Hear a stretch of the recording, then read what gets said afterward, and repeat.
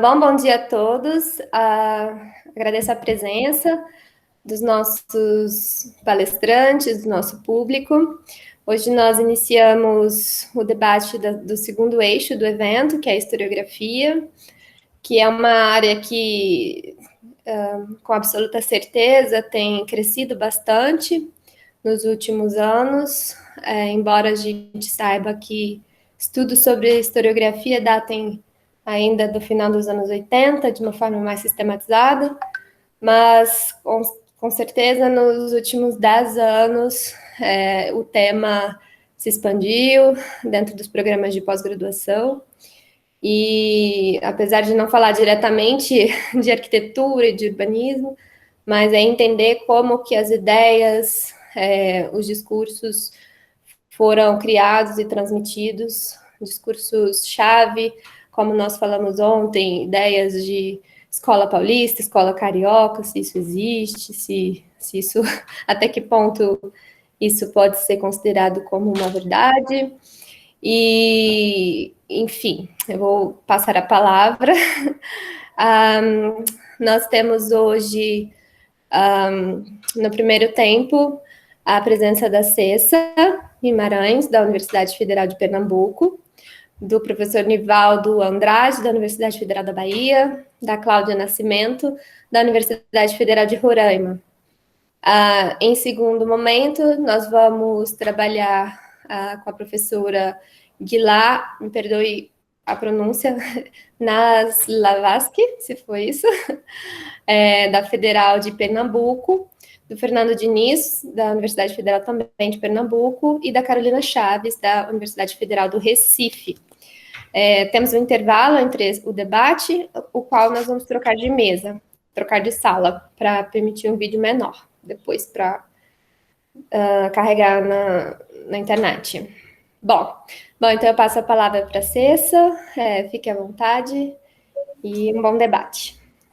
Bom dia a todos. Eu quero agradecer muito a Mariana, estarmos aqui juntos, ao Docomomo, realmente, que é uma força, é um lugar de encontro, de alegria, de tristeza, de confusão também, mas é muito bom ter esse grupo crescendo e ficando forte e se espalhando pelo Brasil. E a presença dos colegas todos aqui, está junto com o Nivaldo, Fernando, Hugo, enfim, auxilia todas as pessoas, Cláudia, Carolina, Karine, enfim, é uma alegria mesmo nesse momento de confusão pandêmica, né? A gente vive trancado, né?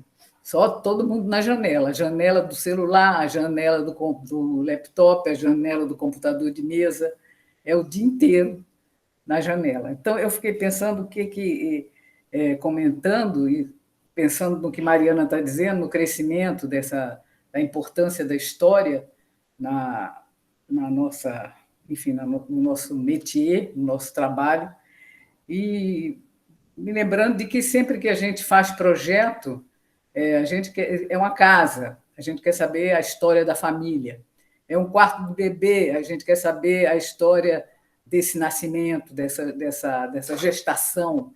Enfim, então, o que veio antes, né, está sempre construindo o presente. E eu digo também que eu não quero ser mãe do passado, eu quero ser filha do futuro. Então, é para isso que a história serve, né? Para a gente se mantendo filha, a gente se mantém, vamos dizer assim, não apenas jovem, mas também bastante curioso, né? Curiosa, interessada, atenta. Então, eu fiquei pensando o que é que eu poderia comentar aqui, e nos últimos 5, ou 6, ou 7 anos, ou mais, talvez, eu estou me interessando muito por fotografia. Então,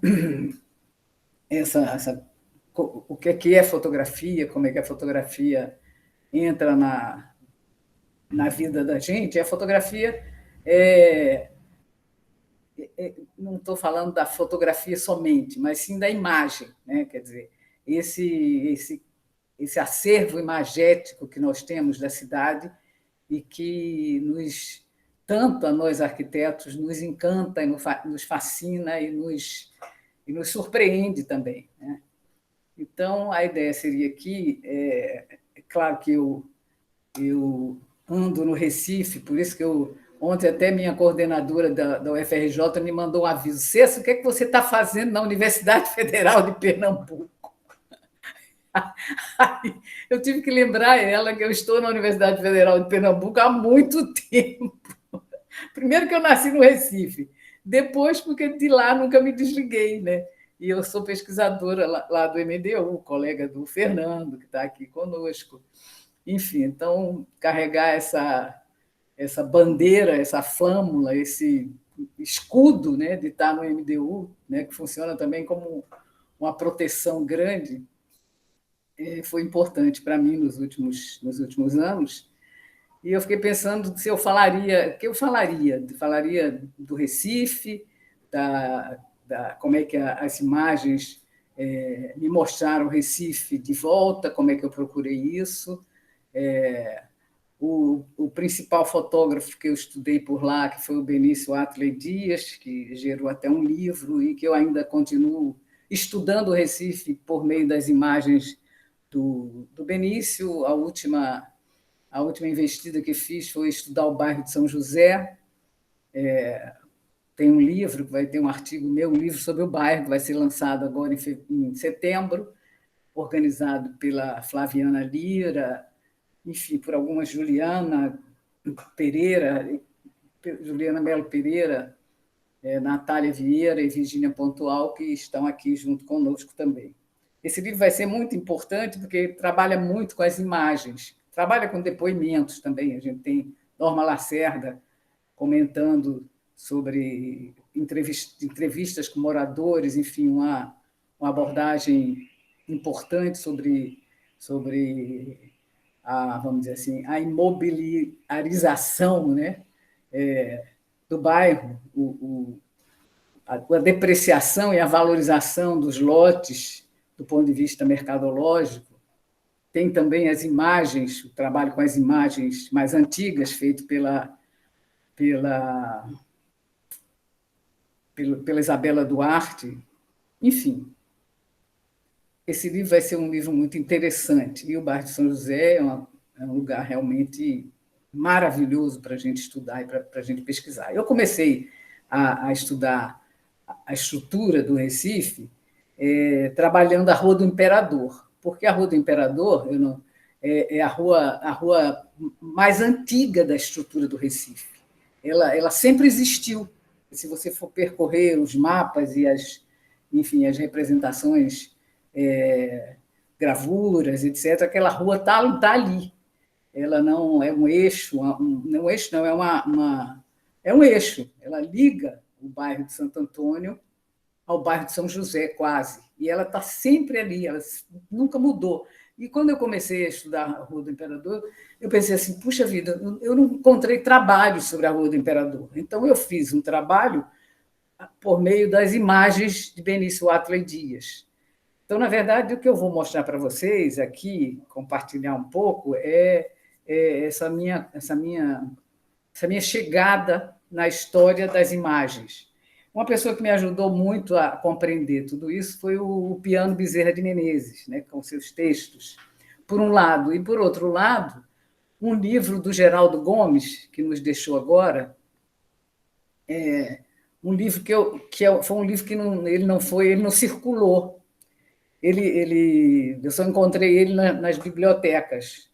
Ele não está acessível, né? E é um livro que é um livro preciosíssimo, porque ele trabalha exatamente essa coisa da modificação da cidade em cima dos mapas. Então, ele vai sobrepondo mapas e nos mostrando, por meio desse desenho, né, como a estrutura urbana se constrói. Né?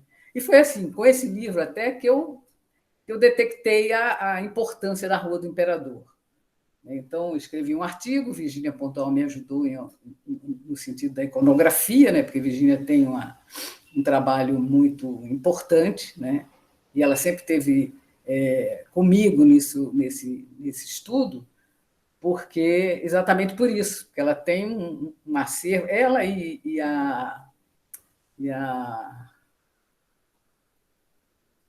que escreveu as catedrais, quando as catedrais eram brancas, qualquer coisa assim. Amélia Reinaldo. Amélia Reinaldo, Alcília, muito obrigada. Amélia Reinaldo e Virginia Pontual são as pessoas mais importantes no sentido do desenvolvimento, né, da história do desenvolvimento do Recife, e Fernando Moreira, com as suas equipes sucessivas, do ponto de vista do moderno, né? Mas, enfim, então esses três foram os autores que mais me acompanharam, é claro, e ao lado de Nestor Goulart, que é uma fonte maravilhosa. Então, eu vou tentar share screen aqui com vocês. Como é que eu faço para share screen? Eu estou acostumada a usar o Zoom. Hein, Mariana? Alguém sabe? É uma setinha para cima, não? Apresentar. É isso? É isso mesmo, você seta para cima, aí você coloca uma janela, é o Aí, PowerPoint, né? Onde é que eu acho o meu... Eu tenho que abrir, ele está O aberto. arquivo tem que estar aberto previamente, né? Quando você vai clicar na setinha, você já tem que estar com o arquivo que você quer exibir aberto. E aí depois você vai clicar na setinha que tem aí do lado da mãozinha, apresentar agora. E você vai selecionar, pode ser a janela, que vai ser a sua apresentação.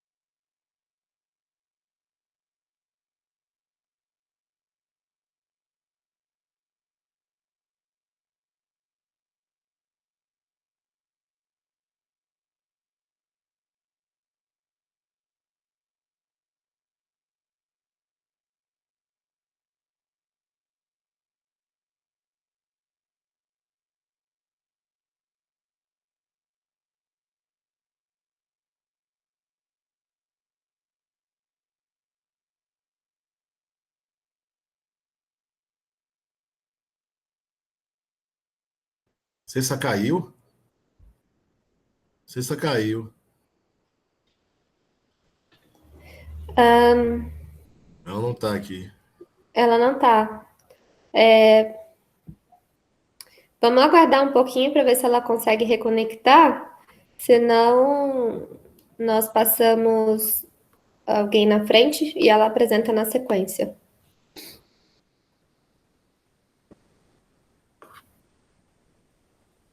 Voltou. Professora, está conseguindo? Eu estou com o arquivo aberto. Sim. A única coisa que eu quero saber é como é que eu faço para... Estão me ouvindo? Sim. Você pode ir na... Tem aí as opções, né? Microfone, câmera. Aí tem uma mãozinha e ao lado tem um quadrado com uma setinha dentro. Localizou? Fone, câmera, uma mãozinha. Sim, estou aqui. Aí você vai clicar nesse quadrado com a setinha e Ecrã selecionar inteiro. a opção. Aí o ecrã inteiro, o que aparece? Aparece uma coisa aqui, partilhar. Deixa eu ver se é isso que a gente vai partilhar. Ele não está aparecendo, só está... Apareceu. Agora você coloca o seu arquivo... Apareceu. Pode colocar o seu arquivo. O seu... Isso. Estamos vendo. Vocês estão vendo? Tudo. Pode começar. O que eu não estou vendo é vocês, mas vocês estão me ouvindo, né? Sim, nós estamos te ouvindo. Se caso tenha algum problema, eu entro em contato. Tá, vamos ver se a gente consegue, porque eu não estou vendo vocês. Eu teria talvez que abrir outro monitor, mas enfim. Então. Cessa, tem uma faixa no pé, quase no rodapé da imagem, está escrito ocultar. Tem não, mas eu tô com a tela inteira. A tela inteira do slide, entendeu? Sim, é que vai aparecer uma tarja que vai ficar sobre suas imagens. Tem uma linha escrito parar a partilha e ocultar. Parar a partilha e ocultar. Aí Se você oculta puder... o quê? Isso, ocultar. Isso. Se eu clicar em ocultar, o que é que vai acontecer? Essa tarja vai sumir. Ah, tá. Pronto. Bom, Obrigado. então, Perfeito. Pode começar. Então, retomando, desculpem aí, porque, na verdade, essa coisa de computador meio que atrapalha a gente. Eu estou acostumada a usar o Zoom, então o Meet eu uso pouco.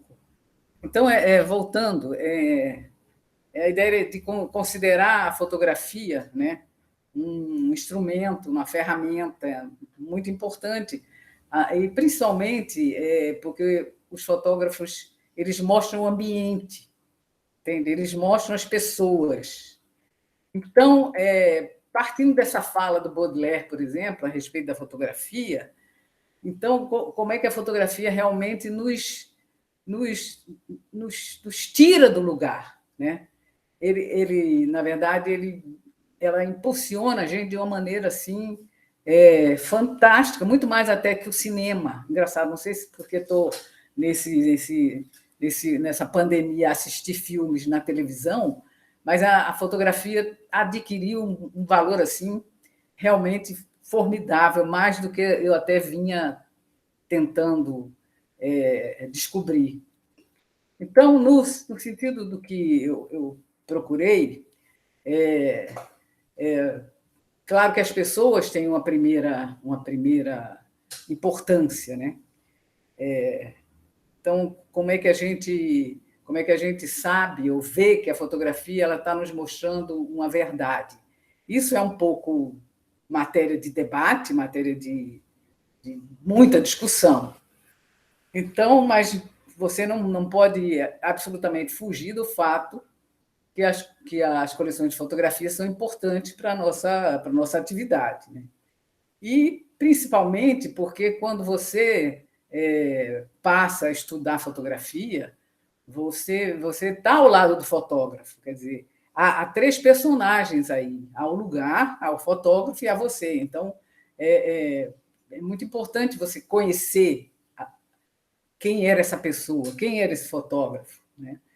E na verdade, o que me interessava eram as transformações físicas do Recife. É claro que dentro disso não foi só Benício Atley Dias quem eu estudei, mas sim outros fotógrafos também, porque, na verdade, o acervo disponibilizado na Fundagem sobre esse tema é realmente riquíssimo. Então, o que me interessava era ver a importância desses acervos, né? Então, acostumada a trabalhar no arquivo do IFAM, né, e ter em mãos as reproduções fotográficas praticamente ao vivo e a cores, né, porque o IFAM não tinha, pelo menos não tem até hoje, uma massa de fotografias digitalizadas e acessíveis, como, por exemplo, a Fundação Joaquim Nabuco, né? Então, o fato de estar no Recife, junto com o pessoal do MDU, foi importante para entender essa cidade, né? Ver como é que essas imagens me ajudariam a compreender o porquê, os porquês das alterações fantásticas. E no caso do Benício Atley Dias, ao lado de outros fotógrafos, sim, claro, mas considero ele o mais importante no sentido do trabalho que ele fez sobre a destruição e a construção de lugares significativos para a cidade. Então, as perguntas iniciais eram essas, né? O que é fotografia? Compreender isso, esse era um universo que não estava na minha pauta, né? E pensando que a fotografia ela nasceu junto praticamente com o movimento moderno, né? Com as ideias de moderno, de modernidade instauradas no século XIX, né? E o debate atual, né? O que é a cidade e o que é a história das transformações. Começar a estudar Benício Atley Dias, ou começar a estudar fotografia, né?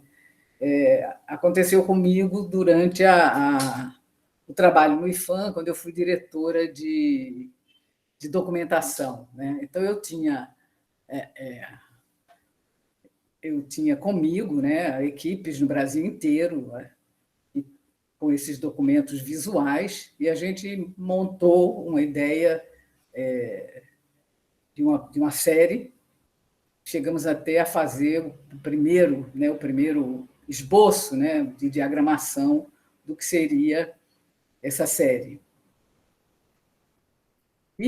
Mas quando eu comecei a estudar o Benício propriamente dito, né, que na procura das transformações da cidade, quais são os documentos visuais que nos interessam em primeiro lugar?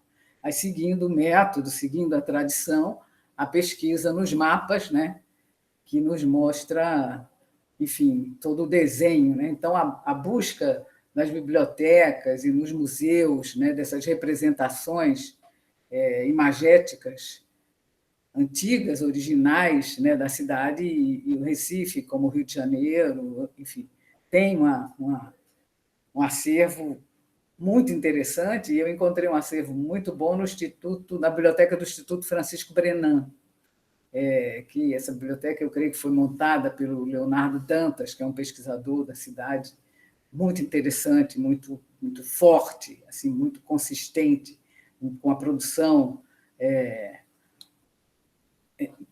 de livros sobre o domínio holandês e sobre a transformação da cidade, muito bom, e a biblioteca lá é realmente um lugar muito, muito bom, muito maravilhoso para a gente estudar. Essa planta do Recife é a planta mais usada, né, mais reconhecida. Essa planta mostra a cidade em 1906. É uma representação gráfica muito importante, muito, muito forte do desenho da cidade, né, e principalmente o bairro de Santo Antônio, que me interessava, o bairro de São José e o bairro do Recife antigo também. Mas essa planta é um momento de interesse para todos nós. Essa imagem é uma imagem do livro do Geraldo Gomes. Eu estou mostrando apenas uma, por quê? Porque nessa planta a gente tem marcado em vermelho a sugestão da Avenida Dantas Barreto, mas num trecho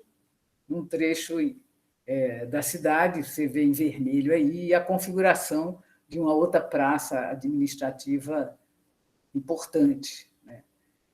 Então, para quem conhece o Recife, digamos, aqui seria a pracinha do Diário.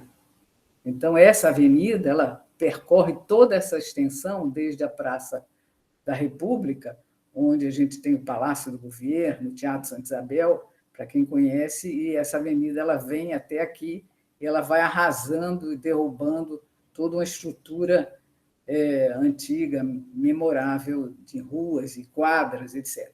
Então, foi esse lugar, principalmente, que atraiu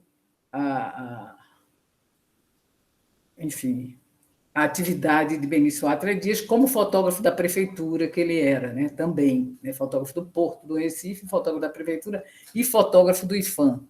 Ao lado dele, outros colegas nessa época, e aí entra o Alexandre Berzi. O Alexandre Berzi é o fotógrafo e professor de gerações, 2 ou 3 gerações de fotógrafos pernambucanos, e o Berzi tem uma obra estudada pela Fabiana Bruce, que é historiadora, um livro excelente sobre a fotografia moderna no Recife.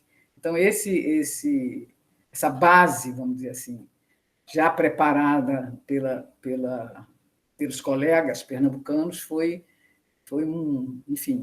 uma plataforma essencial para compreender a cidade e esse movimento de transformações. E aí, Geraldo Gomes, com esse livro, faz assim, transforma você. Então, você está na cidade e você começa a ver a cronologia que ele monta das transformações junto com as propostas urbanísticas. E esse é o plano que deu ao Recife essa feição nova, né, que nós vamos, que supostamente admiramos. Nesse miolo aqui, acho que foi o Zeca Brandão fez um mercado popular, enfim, foi premiado pelo Instituto. Então, aqui estão os edifícios que Nivaldo mostrou ontem, aqui o Largo do Carmo, que eu comentei a respeito dos edifícios altos construídos, enfim. Nesse mapa a gente tem, para quem conhece o Recife, a gente tem as principais edificações. Aqui está o convento, né, de São Francisco, que é muito conhecido, com a capela da Ordem Terceira. E aqui está a Rua do Imperador, essa rua de que lhes falei, que atravessa todo o bairro de Santo Antônio e é uma estrutura bastante antiga da cidade. A pesquisa realmente foi importante, né? Enfim, então, a busca também nos guias práticos da cidade do Recife, né? A poesia do Carlos Pena Filho, um poeta muito conhecido, um guia lírico da cidade, porque os poetas costumam descrever os lugares, né, com seus sonetos e enfim, as suas sugestões de estrutura mais antiga ou mais moderna, dependendo. A base iconográfica da coleção Benício Dias, né, da Fundagem, da Vila Digital da Fundagem, que foi onde eu pesquisei, mas principalmente nos negativos, né? Na verdade, a maior descoberta da pesquisa foi essa poder cruzar essas fontes, né? Aí está o nosso fotógrafo em Olinda, e algumas vistas Estou fazendo uma retificação aqui. O livro que eu falei, do Atlas Cartográfico, não é do Geraldo Gomes, é do Geraldo Gomes, na verdade, que me deu foi o Mercado São José, com bastante força. Benício tem uma série de fotografias do interior do Mercado São José muito sugestivas para a gente estudar os tipos, né, as pessoas e a configuração interna do mercado. Mas o livro da cartografia foi do José Geraldo Menezes. Fernando, por favor, me corrija se eu estou errada. Aí uma vista do Recife, os telhados do bairro de São José. Essa fotografia é uma fotografia muito impressionante, porque essa fotografia marca um dos pontos daquele mapa que eu mostrei do livro do José Geraldo. Então, aí está, bem em primeiro plano, né, as quadras que foram demolidas, à direita, o conjunto da Igreja de Nossa Senhora do Paraíso e o hospital, o edifício que mostrado ontem pelo Hugo em construção, aqui por trás a gente vê a gente antevê, digamos, ou percebe, ou imagina a Avenida Guararapes, né? E já os edifícios surgindo, as torres das igrejas, várias torres de igreja a gente vê no Recife, a Igreja de Nossa Senhora da Penha, a Igreja de São Pedro dos Clérigos, a Igreja de Santo Antônio, Nossa Senhora do Carmo, mais atrás, eu creio que esqueci o nome dessa daqui, mas ela termina no Largo. Outro edifício mostrado pelo Hugo ontem, né? Esse edifício é considerado um dos primeiros edifícios altos, né, do Recife, e a massa que foi derrubada nessa direção, né? Porque a Avenida Dantas Barreto, ela vem e derruba toda essa estrutura que nós estamos vendo aqui. Uma das ideias seria até passar se ela viesse reta, passaria pela igreja de São Pedro dos Clérigos, que é uma das igrejas mais importantes da história brasileira. Nesse lugar aqui surgiram os edifícios de que lhes falei ontem, no meu comentário para Hugo, do Borsoi, do Pontual, enfim, subiram aqui, nesse lugar. E, com isso, todo esse largo que está aqui atrás, que não aparece, também foi para o chão. Então, essa é uma fotografia, ela ilustra bem uma das capas internas do livro da Amélia Reinaldo, quando as catedrais eram brancas, onde ela comenta a respeito das torres das igrejas do Recife. Essa fotografia ela mostra exatamente a demolição do trecho para abrir a Avenida Dantas Barreto, e nesse lugar aqui é a primeira sede da Associação de Imprensa de Pernambuco. Então, aqui subiu aquele edifício que hoje está abandonado, chamado edifício da AIP, né? Eu acho que uma vez que nós fomos no Docomum em Pernambuco, fizemos uma visita a esse edifício, completamente abandonado, só tem, acho que, um morador ou um porteiro que toma conta. Por favor, Hugo, não sei se estava com a gente nesse Docomum. E aí está uma fotografia do Largo do Carmo, a fotografia de Benício Atley Dias. Ele tem uma série muito interessante desse largo, é uma série assim quase expressionista, né?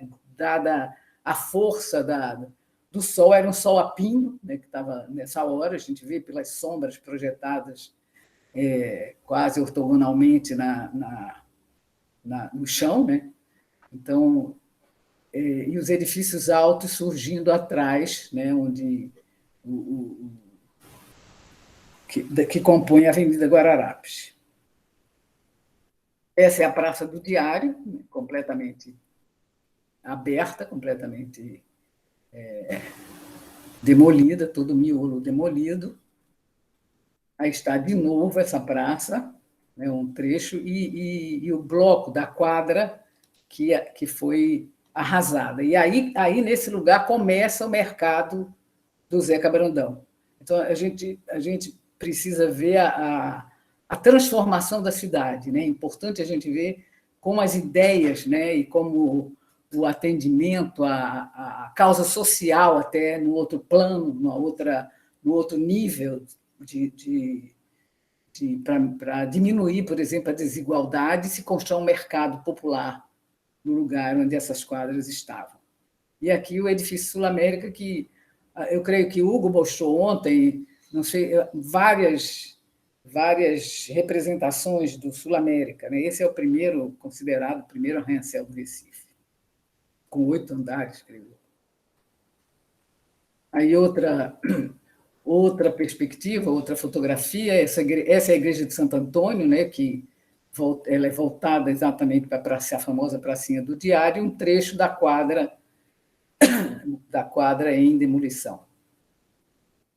Novamente, o edifício Sulacap e os sobrados da Rua Nova. Quer dizer, a cidade estava nesse grau, digamos, do centro da cidade, nesse grau de pobreza e deterioração, quando as propostas urbanísticas modernistas atravessaram literalmente o coração da cidade. Essa é outra fotografia, aí já está a Avenida Guararapes, com seus edifícios, e o conjunto da Igreja do Paraíso.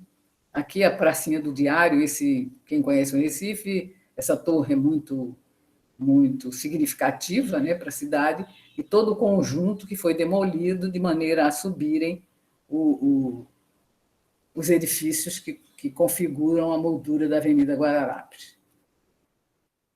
Aí outra perspectiva, onde a gente vê a construção, né, a construção dos edifícios altos, a população andando no meio da...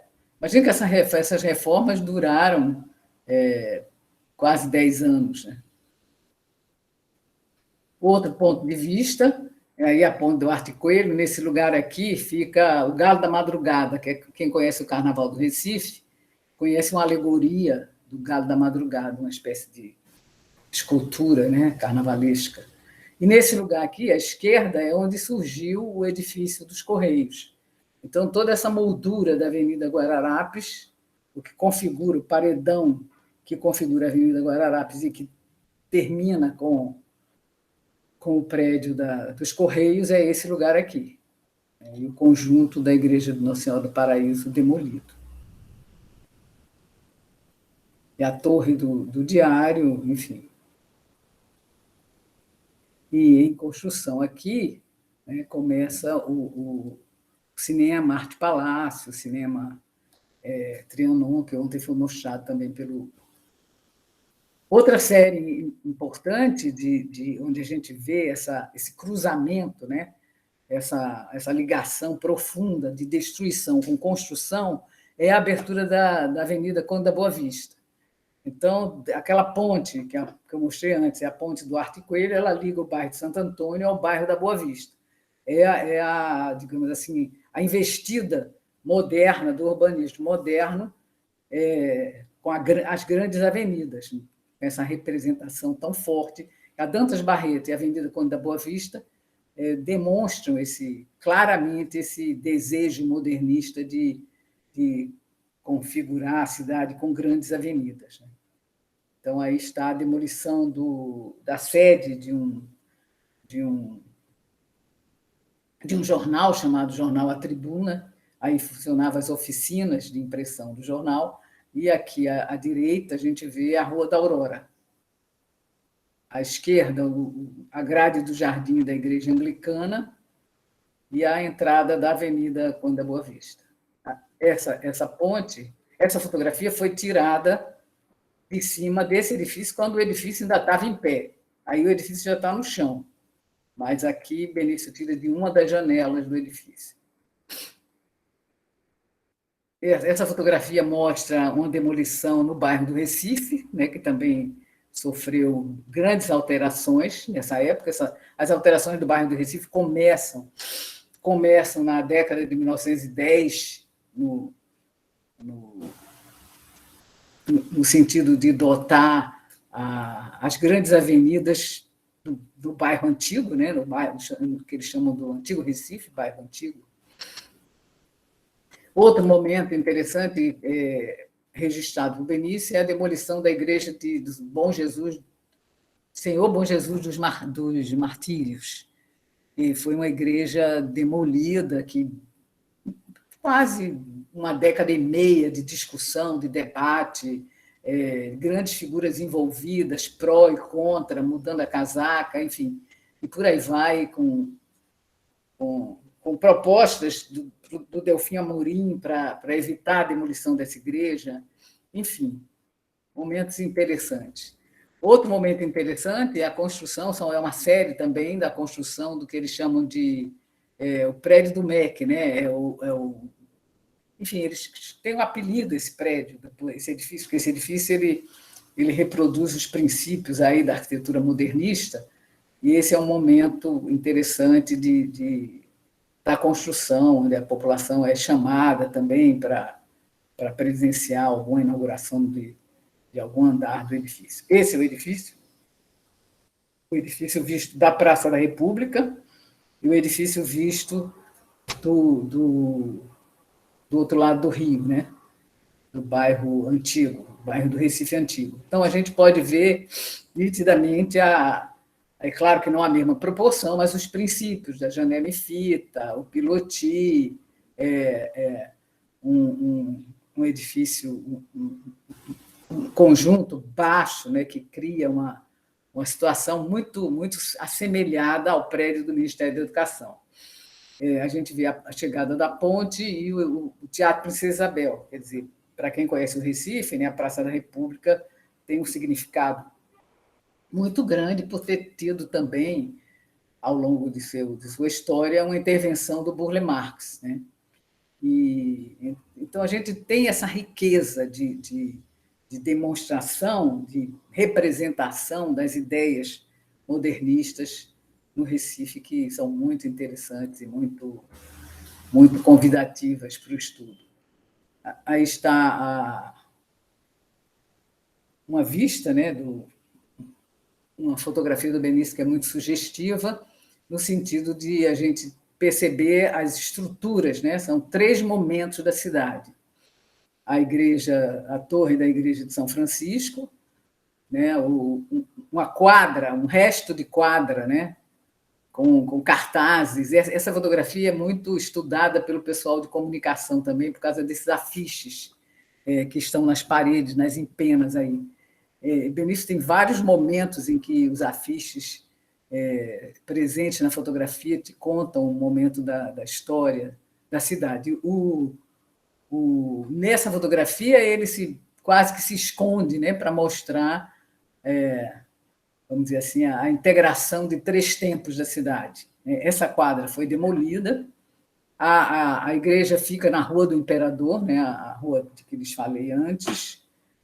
Enfim, é isso que eu queria mostrar para vocês. Não sei se consegui parar, não sei se consegui. Que apresentação... Não sei se consegui. Não sei se passou, como é que foi o tempo, porque, na verdade, eu não estava prestando atenção no tempo. Está dentro do estipulado. Vamos agora, então, a fala. Acredito que é do Nivaldo. Sim, é do Nivaldo. Por favor, pode carregar seu arquivo para a gente dar andamento. Vou carregar. Obrigado, Mariana. Cessa, obrigada por nos levar por esse passeio aí, pelo Recife Antigo e pelos bairros do Recife Antigo, da área central do Recife, que eu adoro. Já fui guiado por Fernando Diniz, por Luizinho Amorim, em várias visitas. Queria agradecer a Mariana o convite, parabenizar pela realização do evento. Eu acho que, além de permitir que os arquivos fiquem depois disponíveis, tem a vantagem também de que todo mundo está podendo participar de várias partes do Brasil, né? Então, isso é muito bacana, sem custo, digamos assim, não tem um custo. Por outro lado, seria a minha primeira ida a Palmas, que eu não conheço, tenho interesse, porque é uma cidade planejada, a última capital planejada do Brasil, mas vai ficar para outra oportunidade. Vocês estão vendo minha tela? Sim. Ótimo.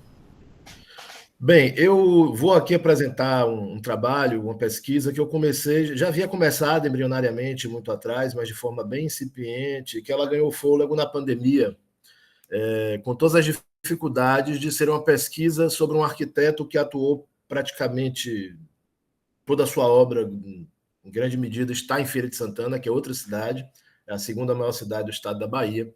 E eu estou trabalhando com um grupo de estudantes, aqui eu citei os que estão ainda na pesquisa, mas outros já passaram no início da pesquisa, que são quase todos residentes em Feira de Santana, estudantes não só da UFBA, onde eu sou professor, mas também de outras universidades de Feira, para estudar esse arquiteto, que é uma figura muito falada em Feira e muito pouco conhecida fora de Feira de Santana, né? Feira de Santana é um entreposto comercial que nasce muito vinculado ao gado, né? A questão do gado, e é a porta de entrada, digamos assim, do sertão. Do ponto de vista cultural, é uma cidade muito diferente de Salvador, embora esteja, acho que 1 hora de carro daqui, relativamente perto, né, frente ao tamanho da Bahia, mas é uma cultura completamente diferente. Quanto aqui na Bahia e no Recôncavo, Feira ali é o limite entre o Recôncavo e o sertão. Aqui a cultura é a cultura do dendê, é a cultura com muita força, da contribuição afro-brasileira, com uma música própria, o samba, a culinária própria. Feira já faz parte desse grande universo cultural do sertão, que vai do Ceará até o norte de Minas Gerais, que pega do Piauí até o litoral de Pernambuco, no qual nós estávamos passeando há pouco. Então, a curiosidade é que esses estudantes, Osaná, Isabela, Rayana, Vinícius e todos os outros que colaboraram, alguns estão aqui nos acompanhando, eu não os conheço pessoalmente, nós temos trabalhado virtualmente, eles têm feito pesquisa em Feira nos arquivos, principalmente no Arquivo Histórico Municipal, e eu já fui à Feira, tinha levantado algumas obras em 2008 ou 2010, quando eu trabalhava no IFAM ainda, 2008. Na Superintendência do IFAM na Bahia, e coordenava um inventário da arquitetura moderna, que eu fiz um artigo naquele livro do Docomomo do Rio, né, que Segre e outros colegas organizaram. do Seminário Nacional do Oncomum no Rio, sobre esse inventário, e finalizava fazendo uma referência a Amélio Amorim, que é o objeto dessa apresentação. Então, eu queria aqui agradecer aos meninos, Osaná, Isabela, Rayana e Vinícius, principalmente Osaná, que têm sido fundamentais nesse processo. Eu tenho feito uma pesquisa mais ampla, também, que ganhou força na pandemia, sobre a geração 50, a segunda geração de modernos. Eu me dediquei durante muitos anos à primeira geração, e principalmente a Diógenes Rebouças, e agora eu estou me dedicando a essa geração, que são já aqueles formados nos cursos de arquitetura que já tinham alguns professores, ou já tinham uma abordagem, de algum modo, vinculada à arquitetura moderna, ou que pelo menos foram formados nos anos 50, quando a arquitetura moderna já era, de algum modo, hegemônica, né? No Brasil, Brasília estava prestes a ser pensada, concebida e executada, e que, infelizmente, estão nos deixando, os poucos que nos restavam, né? Joaquim Guedes, por exemplo, já havia falecido em 2008, Lelé mais recentemente em 2014, e agora, nos últimos meses, nós perdemos Severiano e Paulo Mendes, só para pegar 4 representantes nacionais. No caso da Bahia, essa geração representa o fim do latifúndio profissional de Diógenes Rebouças. Como eu já escrevi em outras ocasiões, inclusive no catálogo da exposição de Diógenes, que eu apresentei em Recife, em Salvador, em 2014, 2015, Diógenes Rebouças foi o dono do mercado de trabalho, era o arquiteto da Bahia. Tudo passava por ele. Ele era assessor do IFAM, ele fazia planejamento urbano, projetou as avenidas de Vale, projetava edifícios, escritórios de apartamento, hospitais, escolas. Não há uma tipologia arquitetônica que Diógenes não tenha feito, e nada de importante foi feito na Bahia até o iniciozinho dos anos 60, sem que Diógenes chancelasse, além dele ser um dos 3 mais importantes professores do curso de arquitetura que existia desde o final do século XIX, mas que é reformulado na virada dos anos 40 para o início dos 50, assim como e se consolida como um curso de fato de arquitetura, né? E vai gerar toda uma geração de profissionais a partir da turma de 53. 1953 marca o início, na minha opinião, do curso de arquitetura propriamente dito, porque era um punhado de arquitetos formados antes, mas a partir de 53 vai ter turmas a cada ano de 9, 13, 12, 10 arquitetos. Essa foto, por exemplo, é da turma de Amélio. Amélio é esse aqui do número 10, e Diógenes Rebouças, seu professor, é o número 14, durante uma visita ao pavilhão de trabalho da Escola Parque, né?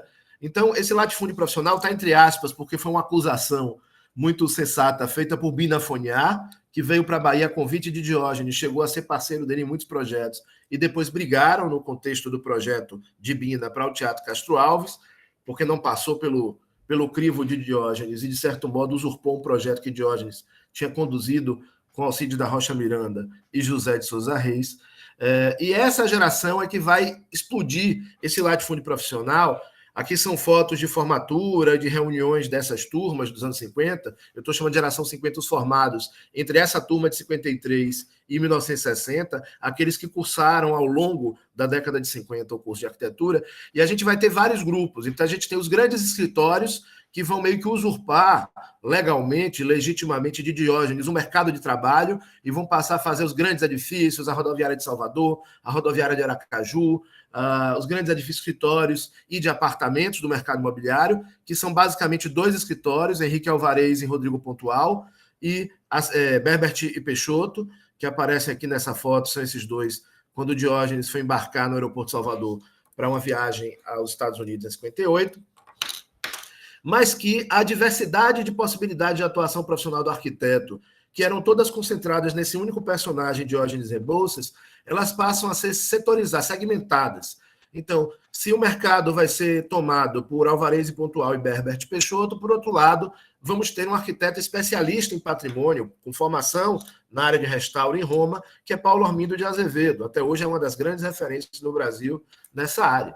Arilda Cardoso, da mesma turma de Paulo, de 59, Paulo está aqui, e a Arilda é essa senhora aqui, do lado próximo a ele, vai ser a principal arquiteta paisagista, vai ter atuação também em projetos urbanísticos e arquitetônicos, e também intervenções no patrimônio, embora não tenha formação, interessantes intervenções, como o Hotel Catarina Paraguaçu, mas vai atuar muito na área de paisagismo, parceira de Rosa Clias, inclusive, em alguns projetos. Rosa Clias, da mesma geração, formada nos anos 50, só que pela USP.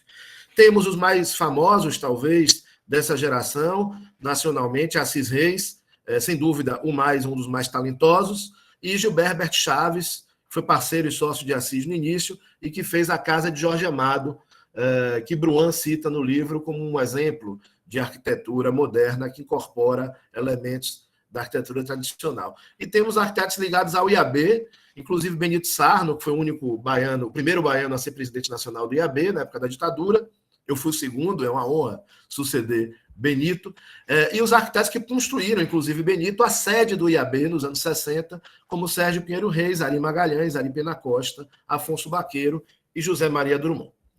Esse é um gráfico que eu não vou poder detalhar aqui, mostrando que tudo isso está relacionado à criação da Universidade da Bahia, depois UFBA, em 46, a incorporação da Escola de Belas Artes em 48, que era onde estava sediado o curso de arquitetura, né? O reconhecimento do curso de arquitetura da Universidade da Bahia, reconhecimento nacional em 49, né? E a federalização da Universidade da Bahia, que vira a UFBA, em 50. Então, entre 46 e 50, está acontecendo aqui, está acontecendo algo parecido em Porto Alegre e Recife também, criando mais 3 polos nacionalmente de formação de arquitetos.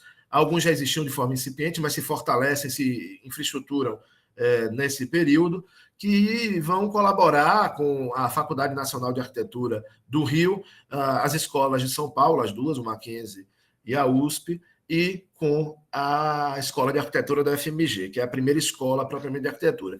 E esse período termina em 59 com a emancipação dos arquitetos e a criação, depois de um longo embate, para a emancipação e criação de uma faculdade de arquitetura. O IAB também é fundado nesse período, em 54, justamente no ano seguinte, a primeira turma de formados. Eu acho que ela quase duplicou o número de arquitetos atuantes no estado da Bahia, com 13 ou 12 formandos em 53. Né? A criação de departamentos do Rio Grande do Sul e de Pernambuco também são dessa época, Pernambuco um pouco antes. Bem, Amélia Amorim é esse personagem, boa pinta, como se dizia na época, com seus olhos claros. Nasceu em 29 em Coração de Maria, uma cidade próxima à Feira de Santana. Nas décadas de 30 e 40 estuda em Coração de Maria o primário e o secundário já em Salvador, no tradicional Colégio Maristas, e cursa a graduação em arquitetura na Escola de Belas Artes entre 52 e 56. Então ele conviveu com todos os arquitetos dessa geração. Tinha os veteranos dele que entraram antes, mas ele conviveu, como é o Berbert Peixoto e Henrique Alvarez e Pontual, e aqueles que entraram depois, como Paulo Ormindo, Arilda, Assis Reis, que tinham todos a mesma idade aproximadamente. Né? Em 58 ou 59, eu não consegui identificar exatamente, 2 ou 3 anos depois de formado, ele se casa com a filha de um empresário feirense muito rico, muito influente, Caribé, Antônio Alves Caribé, e abre o primeiro escritório de arquitetura da cidade. E naquele ano ele projeta, seu primeiro projeto em feira, um dos primeiros projetos em feira é uma galeria comercial, ele vai fazer vários projetos de galeria comercial e de residências e de lojas, porque a clientela dele era a elite econômica de feira, formada por empresários, todos também com pé na pecuária, com fazendas, mas de certo modo empresários, muitos deles, né? Mas de certo modo a maioria empresários da área do comércio. A Galeria Caribé, que ele faz para o sogro, abre a possibilidade dele ter uma clientela vasta. Eu vou falar sobre ela mais à frente. Ao contrário de Assis Reis, Paulo Ormindo, Arilda, mesmo Henrique Alvarez, que estão vivos e atuantes, né? Arilda já não está mais atuante, felizmente, mas está viva. Assis faleceu recentemente também, há alguns anos, mas já com 80 e alguma coisa. Amorim faleceu muito jovem, em 82, com 50 e poucos anos, em um acidente de automóvel na BR-324, que liga a Feira a Salvador, voltando para Feira de Santana, após vistoriar uma obra de sua autoria aqui em Salvador. Então, a obra de Amélio está espalhada por várias cidades do sertão, além de Feira, onde ela está concentrada por Rui Barbosa, Coração de Maria e Cruz das Almas e várias outras, mas também no litoral baiano, Salvador, Itaparica e Morro de São Paulo, geralmente segundo as residências de empresários feirenses, empresários e políticos de feira, que tinham casas de praia em Itaparica e Morro de São Paulo, ou uma outra residência em Salvador para uso da família. Mas, além disso, mais do que Diógenes, mais do que Assis Reis, Amélio teve uma atuação efetivamente nacional e internacional. Nós estamos identificando projetos dele em Petrolina, em Pernambuco, faz parte desse grande universo do sertão, não mais baiano, mas em frente a Juazeiro, né? Petrolina e Juazeiro são cidades gêmeas, uma em Pernambuco e outra na Bahia. Um projeto em Londrina, de uma residência de um casal que a esposa era uma galerista de arte baiana, que devia conhecê-lo e gostava da relação que ele fazia entre arquitetura e arte. E em Ilhabela, no litoral de São Paulo, onde ele teria feito 400 casas, eu não consegui averiguar isso ainda. E, além disso, uma coisa que a gente precisa investigar é a ida dele a Lima, porque há registros em publicações feitas sobre personalidades de feira, no verbete Amélia Amorim, uma dessas publicações diz que ele foi fazer um curso de planejamento urbano em Lima e acabou ficando lá a convite do presidente, que eu imagino que seja o Fernando Belaúnde Terry, que era arquiteto e foi presidente do Peru por 2 vezes, foi o último presidente antes da ditadura, nos anos 60, e o primeiro presidente após a redemocratização nos anos 80. Eu não sei que momento foi esse, talvez nos anos 70, mas era uma ditadura, ou é mais provável que tenha sido nos anos 60, na primeira gestão de Belaúnde, e, segundo esse texto, ele acabou ocupando cargos públicos no Peru, na área de planejamento, mas isso a gente vai desenvolvendo uma pesquisa que o professor Zé Carlos Wapaia coordena, que temos com a PUC do Peru, de estudos comparados das relações entre Brasil, entre Bahia e Lima, né, Salvador e Lima. Essa é a casa em Londrina, de 73, preservada. A gente conseguiu, graças a Juliana Suzuki, a quem eu agradeço aqui, professora da Universidade Estadual de Londrina, ela me passou esse material de uma publicação, um livro chamado Londrina, Cidade Cenário, de Chimba e Uren, que tem essa casa que os proprietários teriam escolhido Amélio para fazer o projeto, depois de conhecerem 2 casas futuristas projetadas por ele em Salvador, e a fachada, meio estranha, né? Essa é uma foto dos anos 90, da época da publicação do livro, ela tem essas aberturas côncavas e convexas alternadas na fachada, que é uma espécie de instalação artística, né? Escultórica, que faz, às vezes, de fachada, o que causa muita curiosidade, segundo os autores do livro. Vamos à feira agora, porque eu não quero ultrapassar o tempo. Feira chamada de A Princesa do Sertão, foi uma alcunha que Rui Barbosa deu durante a campanha presidencial a qual ele concorreu. A modernização de feira nessa época é impressionante. Feira deixa de ser um pequeno entreposto comercial de casas térreas e alguns poucos sobrados para se transformar numa cidade grande, né? Ela se torna, na década de 60, no censo do IBGE de 60, ela ultrapassa as cidades da região cacaueira, Ilhéus e Itabuna, que tinham importância econômica imensa, mas o cacau vinha em declínio, no papel de grande cidade do interior do estado, de maior cidade do interior do estado. Esse gráfico mostra que entre 50 e 60 a população triplica, mais do que triplica, ela vai de 40 e alguma coisa mil pessoas para praticamente 150 mil pessoas e segue aumentando, aumenta menos na década seguinte, de 60 a 70, mas segue aumentando muito em grande velocidade. Eu trouxe aqui os dados até 96, como a Amélio morre em 82, para a gente ver essa variação. Essa imagem é representativa porque esse edifício vertical que vocês estão vendo aí, a Casa das Lâmpadas, é um dos primeiros projetos dele, também é uma galeria comercial, com uma torre de escritórios em cima, com a fachada também que tem uma composição plástica muito marcada, mais do que janelas, ele está preocupado com a composição plástica da fachada, e essa foto que é de IBGE, do site do IBGE, do arquivo do IBGE, ela mostra como Feira era uma cidade horizontal, né, de edificações térreas ou de no máximo 2 pavimentos, mesmo na rua comercial, na área comercial mais importante, e ela passa a ter edifícios altos também, alguns edifícios altos também, graças a Amélio. A foto da direita é antiga, da época da inauguração, provavelmente, enquanto que essa foto é atual e já mostra outros edifícios verticais que se seguiram à Casa das Lâmpadas, né? Que tem essa composição alternando blocos vedados, pintados de vermelho, com blocos de cobogó.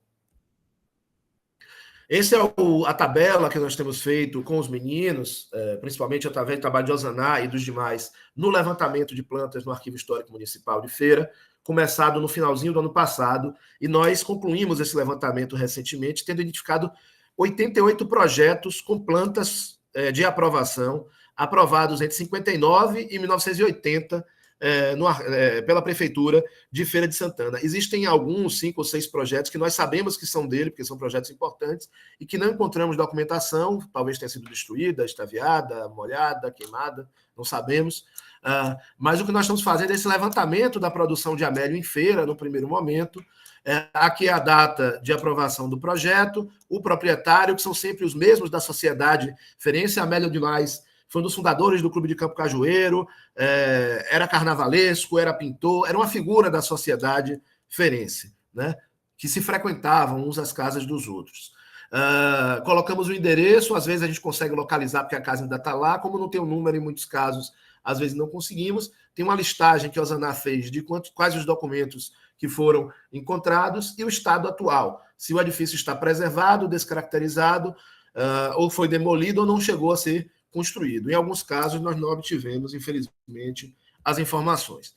A Osaná também montou esse mapa de Feira de Santana a partir de uma foto aérea atual, que vocês veem a densidade, ele não conseguiu localizar no mapa todos, porque nem todos nós sabemos o endereço, mas como a paisagem urbana de Feira foi efetivamente transformada pelo traço de Amélio Amorim entre as décadas, principalmente final dos anos 50, mas principalmente as décadas de 60 e 70, que é onde está concentrada a atuação dele. Em apenas 20 anos, 20 e poucos anos, Amélio efetivamente transformou a paisagem urbana de Feira, e quando a gente amplia esse mapa na área da Avenida Getúlio Vargas, que é a principal avenida comercial, a principal avenida de Feira de Santana, que é essa via horizontal aqui no meio, a gente vai ver a proximidade. As manchas azuis são os projetos comerciais, mais concentradas mais à esquerda, e as manchas vermelhas são os projetos residenciais, fora outros tantos que nós provavelmente não conseguimos identificar. Vou passar rapidamente por alguns projetos em ordem cronológica para mostrar o que é a arquitetura moderna, que traço moderno é esse do Amélio Amorim. Essa é a Galeria Caribé, essa obra que ele fez para o sogro dele, uma das primeiras obras, com essa linguagem, a marquise, onde está escrito o nome, Galeria Caribé, a janela em fita, veneziana e vidro, os pilotis, enfim, todo o repertório que nós conhecemos da arquitetura moderna. No mesmo ano, tem uma arquitetura mais exuberante, que adota os famosos pilotis em V, que Le Corbusier já havia usado na Cité de Refuge em Paris, que Niemeyer havia popularizado no Brasil desde da Marquise da Pampulha, talvez, nos anos 40, mas em vários projetos a partir dos anos 40, e que é uma das casas mais interessantes dele, com esse bloco, com esse balanço, que não é um balanço, porque acaba se apoiando nesse pilotinho V, a escada escultórica e o painel de azulejos integrado e as formas orgânicas na área externa. Esse é um modelo feito por Osaná, e a piscina com formas orgânicas, também com o muro com formas orgânicas. O muro é esse muro aqui é onde está o painel de azulejo. Essa casa foi muito descaracterizada por uma escola há alguns anos. Mas os temas de elevar a casa do solo, da escada escultórica, solta, elemento arquitetônico ao mesmo tempo escultural, e a integração das artes, e a articulação de curvas e retas, serão características da arquitetura moderna que o Amélio Amorim adotará com frequência. Outro modelo feito por Osaná, um edifício uma residência que infelizmente foi demolida, mas que apresenta novamente o tema da casa elevada, nesse caso grandemente elevada, né? Somente a parte de serviços está localizada no pavimento térreo, toda a casa social, setor social e íntimo está elevada, com essa escada também sobre um patamar de convite, um degrau de convite, e um espelho d'água, uma piscina, um lago, na verdade, por baixo da escada, né? A estrutura parecia ser uma estrutura de concreto bem interessante, mas não temos mais informações, não temos fotos. Outra residência modelada também pelos meninos, de Joselito Souza Baixo, também demolida, né? Em que o cobogó é o que predomina na solução da fachada. E aí entra, novamente, como na Casa de Londrina, a questão da integração de elementos escultóricos como elementos de fachada, no caso da residência Jair Santos Silva, que já está um pouco descaracterizada, e novamente o tema da casa elevada. Vocês podem ver que ele eleva um pouco e coloca vegetação e terra aqui embaixo para soltar a casa do solo. O Clube de Campo Cajueiro, do qual ele foi fundador e presidente, inaugurado em 65 e que foi descaracterizado, acho que virou uma faculdade privada, um centro de eventos, não sei exatamente o que é, mas que já aparece o tema com mais força das curvas e contracurvas, né? Então, você tem curvas côncavas e convexas. O Centro Empresarial Mandacaru foi o primeiro, entre aspas, shopping center de Feira de Santana, né? Esse cartaz da direita é da época do lançamento, com a venda das salas, e à esquerda a foto dele. Eles parecem muito, do ponto de vista da implantação e das linhas gerais, com a sede do IAB Bahia, inaugurada em 66, projeto daqueles arquitetos que eu citei anteriormente, mas essa fica em Salvador, de outros arquitetos. E uma curiosidade, eu passei infância, parte da infância nessa casa, porque eu tenho uma tia que morava nessa casa, eu não sabia quem era Amélio, eu não sabia que eu ia ser arquiteto, mas sempre íamos à feira para aniversários e festas. Minha tia gostava muito de festas. Foi feita para o marido dela, Edeval Falcão, na verdade para o irmão do marido dela, depois ela e o marido compraram, e mais uma vez, e aí eu tomei um susto, porque em 2008, quando eu estive em feira, com arquitetos de feira para fazer inventário, assim, fazer algumas visitas e ver a obra dos arquitetos feirenses, foram me levando em várias casas e tal, e quando nós entramos nessa, onde eu não ia há uns 10 anos, e que tinha virado um centro psicossocial, de atendimento psicossocial da prefeitura, eu vi que era a casa de minha tia, que eu frequentei bastante na infância, onde minhas primas casaram, e várias festas, e que tem esse repertório. Me encantava essa casa, eu não sabia que ia ser arquiteto, mas me interessava e descobri que era de Amélio, né? Então, elevada sobre... Inspiradora casa. Inspiradora casa, né? Com essa relação do fechamento em madeira, aqui são lambris que revestem a alvenaria, aqui onde está encostada a vassoura, são lambris que revestem a alvenaria, e grandes esquadrias com venezianas, né? Era uma casa que me interessava muito, embora eu não soubesse ainda o que era arquitetura exatamente. Mas o tema da elevação aparece novamente aqui. E aí um turning point, um plot twist, que é a casa de Mário Lobo. Mário Lobo era o melhor amigo, um dos melhores amigos do meu tio. Eu também frequentei essa casa quando era criança. A gente ia a eventos sociais lá, quando estava em feira. E essa casa me chamava a atenção, não pela arquitetura, do sentido da estética, mas porque tinha uma piscina que passava por debaixo de uma varanda e entrava na sala, como a gente pode ver nessas duas imagens, né?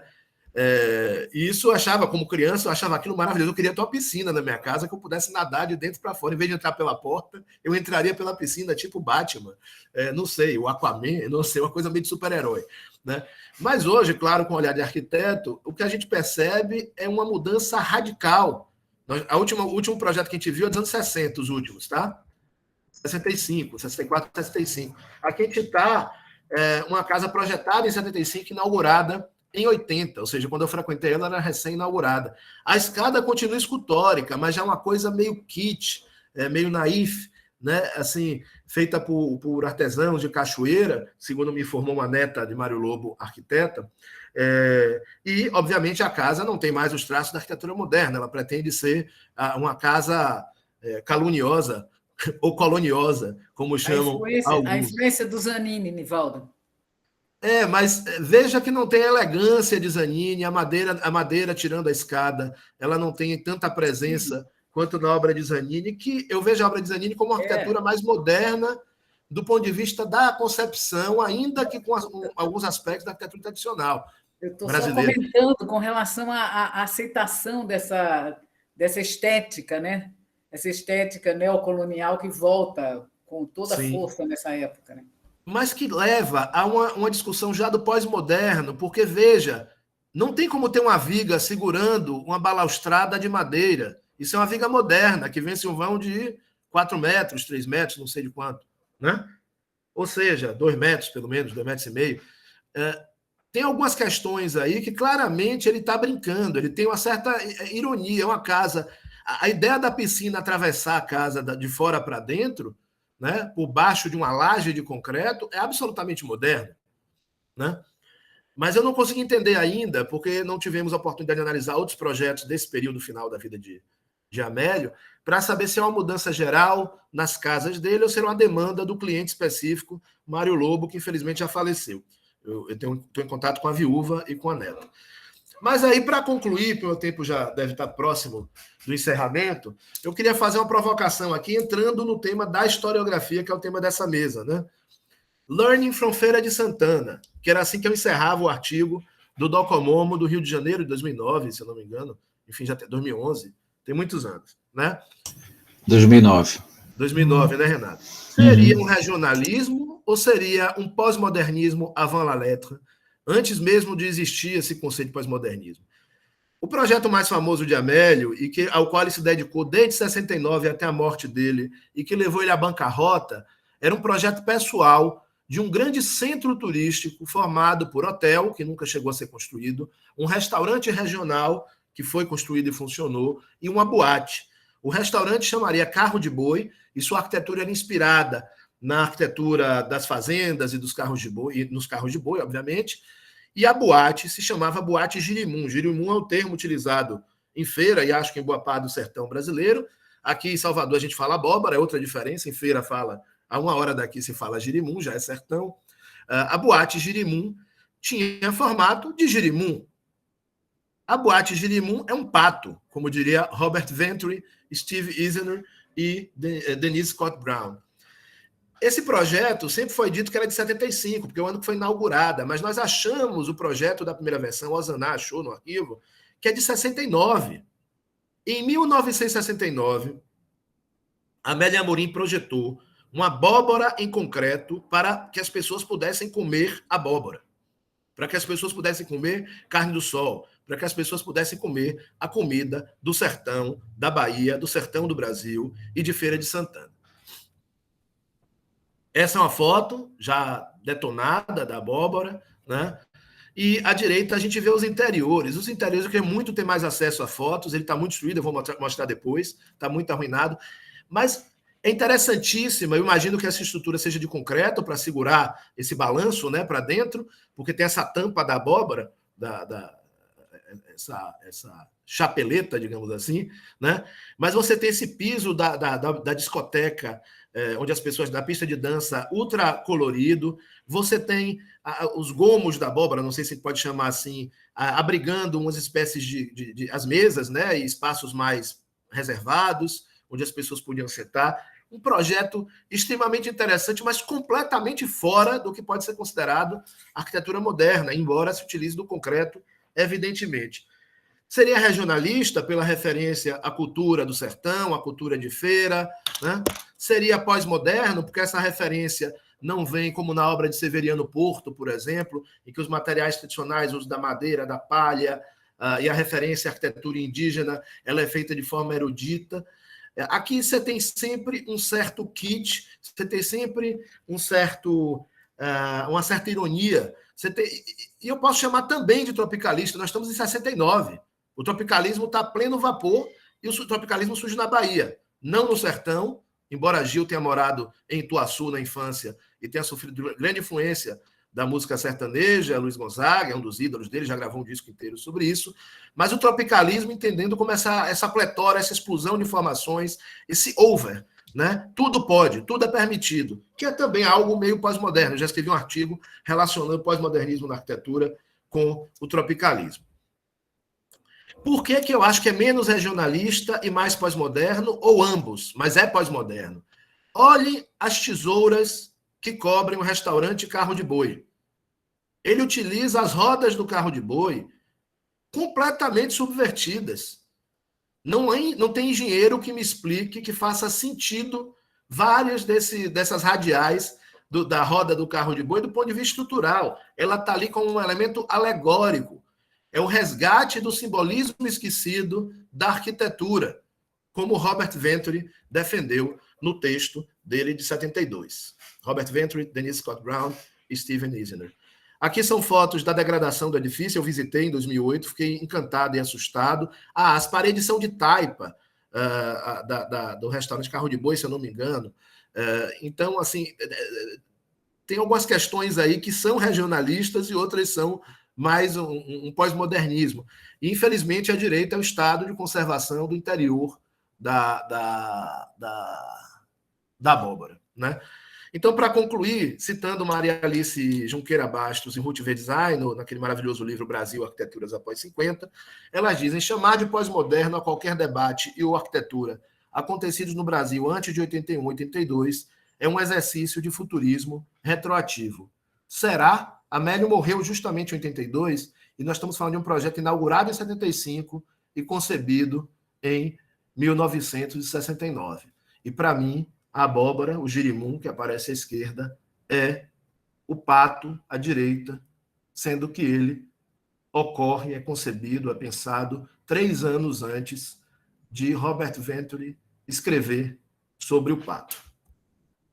Então, para concluir, uma provocação que eu não posso deixar de provocar, as minhas queridas amigas Sônia Marques, Guilá nas Laves, que todos os pernambucanos que eu adoro, Cessa, Fernandinho, que está aí, Luizinho, que Sônia e Guilá escreveram. Eu vi o modernismo nascer, foi no Recife, num debate recente com... Foi com Cessa? Ela falou essa frase, né? Alguém falou, não, antes foi Cessa. E aí eu queria terminar aqui. Eu vi o pós-modernismo nascer e foi em Feira de Santana. So, let's learn from Feira. Aprendendo com Feira de Santana. Obrigado.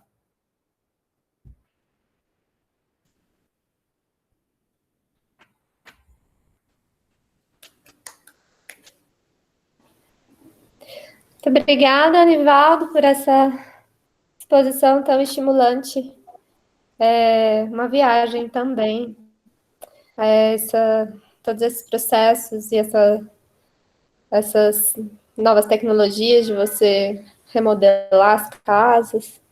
Mas, bom, eu não vou me alongar. Vamos para o próximo palestrante da nossa mesa. A Cláudia, a professora Cláudia, da Universidade Federal de Roraima. Professora, pode ficar à vontade. Obrigada. Eu vou tentar compartilhar. Se eu tiver algum problema, eu já tenho o plano B aqui com a professora Ayana.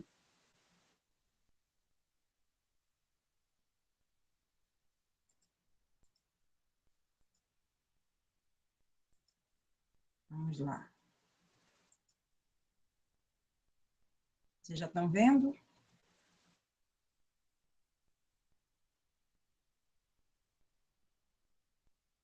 Sim, sim, Cláudia, está aparecendo, sim, está ótimo. Bem, eu não tenho o background da Cessa, muito menos do Nivaldo, né?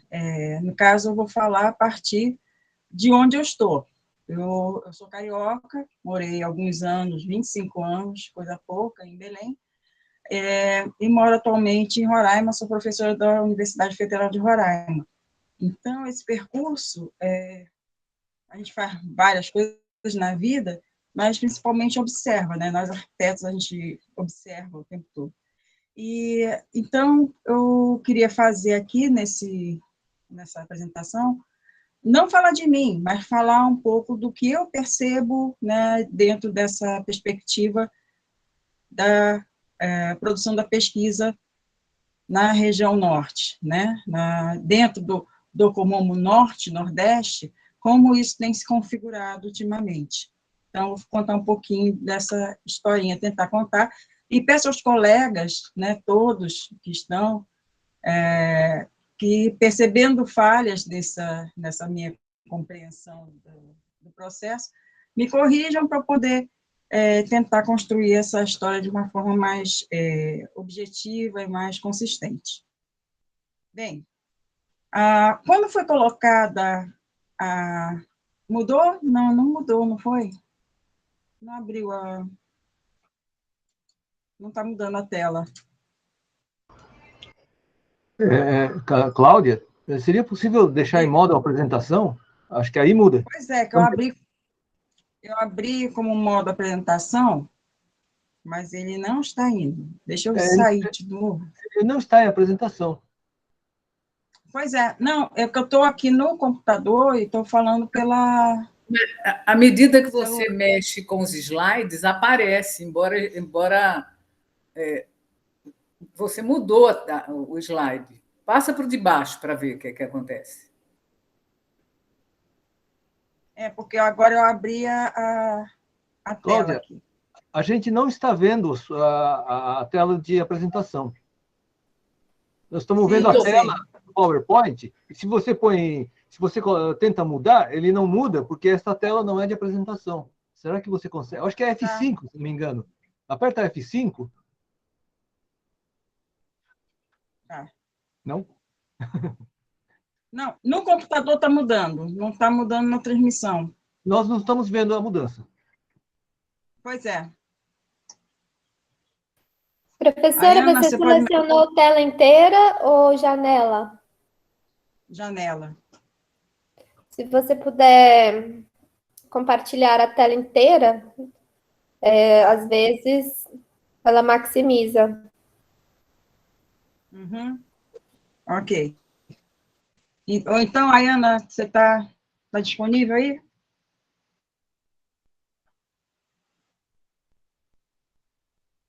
Então, vamos lá, Ayana, eu acho que vai ser melhor.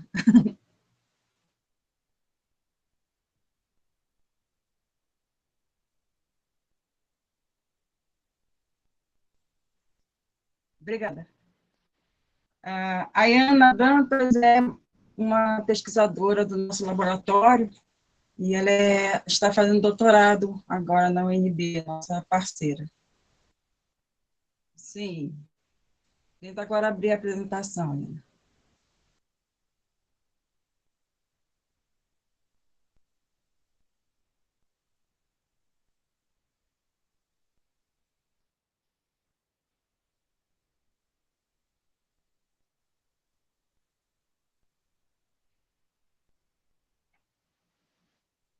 Pronto, obrigada.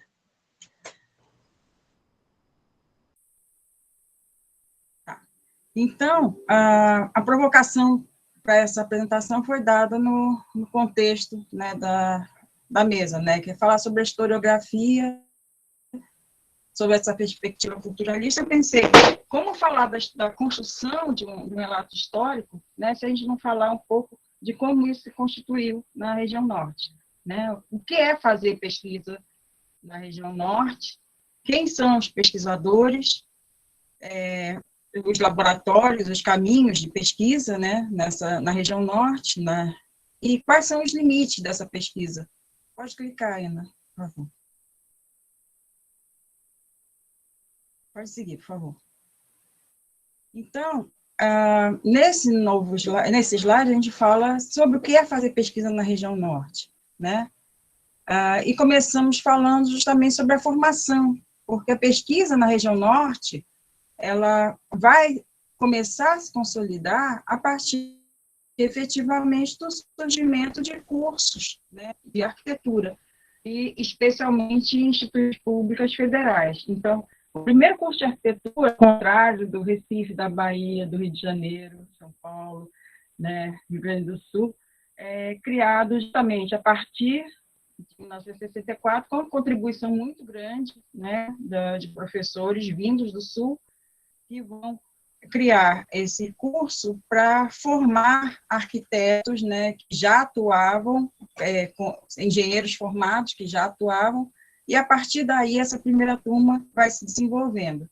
Nós vamos ter, então, de 64 a 94, quer dizer, 30 anos,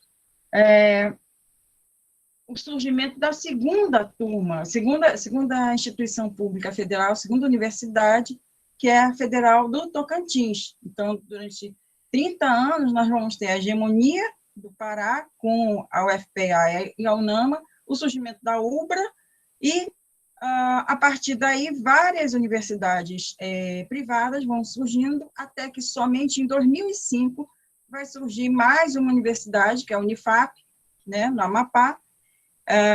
Em 2006, um ano depois, a UFRR, só em 2010, a UFAM, que no Amazonas predominavam cursos privados, e em 2017, o Instituto Federal de Rondônia. Então, nós vamos ter, como instituições públicas, né, e no Pará, a Unifespa, né, a nossa mais nova universidade federal na região norte, né, para a formação de arquitetos. Então, nós vamos ter Volte, Jaiana. Então, nós vamos ter uma distribuição por estados, né, que não vai contemplar o Acre não possui instituições federais ou públicas de pesquisa, de formação de arquitetos, e a UFPA, né, ela surge também, mais uma vez, no protagonismo dessa pesquisa, não só por ser uma instituição mais antiga, mas também pela criação do primeiro curso de pós-graduação na região norte. Então, nós já temos mestrado e doutorado. Eu sou fruto da primeira turma de mestrado da UFPA. Né? O que permitiu, por exemplo, que, aí eu tenho que contar um pouco minha história, pela ausência de professores com formação a nível de doutorado, a carência é muito grande na região norte, permitiu que eu entrasse na UFRR com a titulação de mestre. Né? Isso foi uma vantagem para mim e vai gerar consequências também no caminhar dessa fala. Pode seguir, Ana, por favor. Então, nós temos, sobre essa história da criação dos cursos, da formação, né, em arquitetura na UFPA, esse livro que foi produzido pela professora Cibele Miranda, professor Ronaldo Carvalho e a Dinato Tia, que inclusive é minha colega na turma de mestrado. Então, pode-se dar a entender que a pesquisa começa com a pós-graduação, o que não é muito, não é verdadeiro. Pode seguir.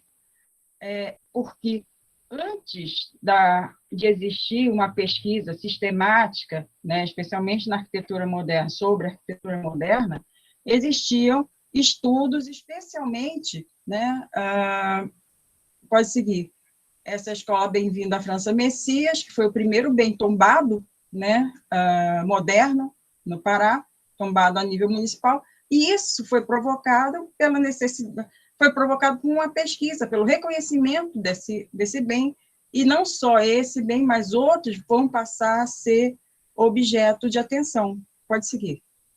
Então, nós vamos ter dois agentes, né, os órgãos de patrimônio, né, e as universidades, né, que vão, ao mesmo tempo, gerar demandas, né, necessidade de produção de subsídios e discussões que vão acabar surgindo dentro do corpo das universidades, mas também vão ser alimentados pela formação, especialmente estrito sensu, desses professores da UFPA e da UNAMA, que vão ser levados à formação em nível estrito sensu.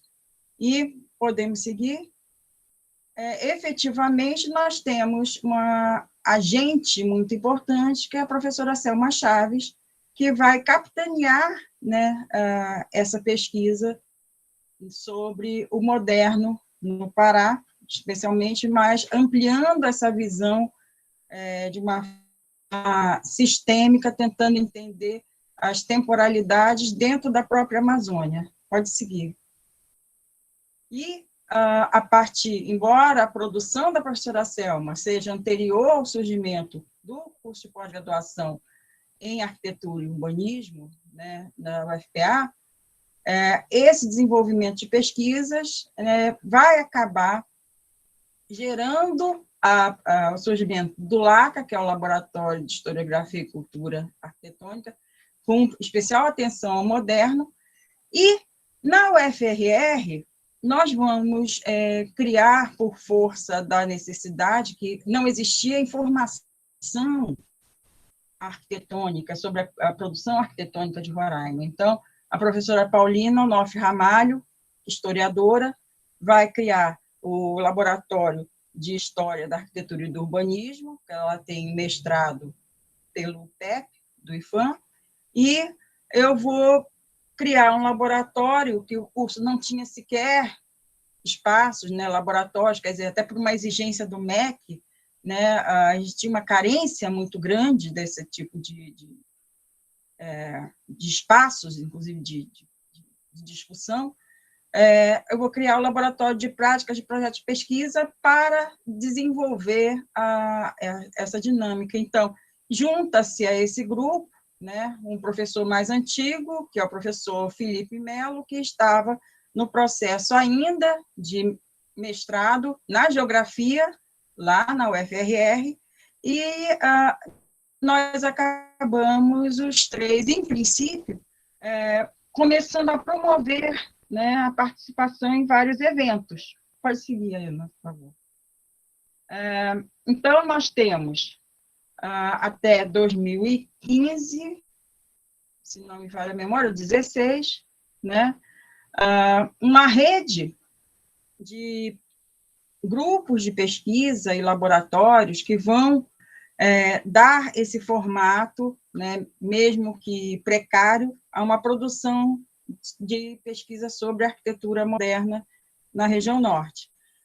Com aporte de vários agentes, a gente não pode esquecer de forma alguma a professora Patrícia Orfila, né, pelo Tocantins, e o professor Tosh, pelo Amapá, e, essencialmente, o professor Cereto, do Amazonas, e, mais especialmente, o professor Hugo Segal, que vai ser o catalisador de todo esse processo. Então, nesse contexto, né, vamos de vários grupos de pesquisa, e pela união desses grupos, a partir do surgimento dos seminários de arquitetura moderna da Amazônia, né, vai haver, inclusive, a doação do acervo do nosso querido Severiano Mário Porto para a Universidade do Amazonas, e criado dentro da Universidade do Amazonas um núcleo de arquitetura moderna da Amazônia, que é o NAMA. Podemos seguir, por favor. Então, a partir da união desses atores, dessas circunstâncias todas, nós vamos começar efetivamente a sair do campo propriamente da formação, e vamos começar ao trabalho de difusão, né, desses trabalhos. Pode seguir, Ana. Então, através dos seminários de arquitetura moderna da Amazônia, que já estamos indo para a 5ª edição, que será em Cuiabá, por conta da pandemia houve um adiamento, né, nós entendemos, a criação da revista Arquitetura Moderna da Amazônia, que está situada, né, no portal de revistas da Universidade Federal do Tocantins. E uma coisa que eu comemoro muito, né, primeira vez, né, depois desse movimento, o Docomomo Norte-Nordeste passa a ser realmente Norte-Nordeste. Então, pela primeira vez, em 2018, nós vamos abrigar o Docomomo Norte-Nordeste em Manaus e, atualmente, hoje, né, no Tocantins. E teremos, ainda esse ano, o Docomomo Nacional locado em Belém. Então, isso nos causa uma certa vaidade, né, mas uma vaidade de responsabilidade, de ver que a gente precisa realmente construir esse caminho de pesquisa e consolidar isso. Pode seguir, por favor. Então, nós temos alguns trabalhos que são esforços dessas construções institucionais das universidades, ou mesmo esforços de pesquisadores, né? Por exemplo, o primeiro livro, que é do professor José Alberto Tostes, do Amapá, que criou um primeiro núcleo de reunião de pesquisadores da região amazônica, e produziu esse livro, né, que é Pesquisa em Arquitetura e Urbanismo na Amazônia. O próprio PPGAL da UFPA vai criar essa publicação também, tentando consolidar as pesquisas, né, que foram produzidas a partir do programa, e essa união de esforços, né, de pesquisadores da Amazônia, com não necessariamente o vínculo institucional, né, não como um vínculo pessoal, mas dentro dessa ideia de criação de uma rede de pesquisa, né, de formação de conhecimento, vai começar a produzir também os anais dos seminários de arquitetura moderna e a revista Arquitetura Moderna anteriormente citada. E, pode seguir, por favor, especialmente não especialmente, mas com um destaque também a outras ações que são as exposições. Então, dentro desse núcleo de arquitetura moderna, nós temos a Chama, que é uma exposição de arquitetura pós-80, dentro da Amazônia, e uma outra arquitetura, que é a Amazônia em Construção, que busca uma panorâmica da produção arquitetônica moderna que foi levada à França. Pode seguir. Então, mas quais são os limites dessa pesquisa? Quando a gente vê, a partir de Boa Vista, do Hemisfério Norte, a única capital do Hemisfério Norte, para sair de lá, o diálogo mais próximo que existe com outra capital é Manaus, né?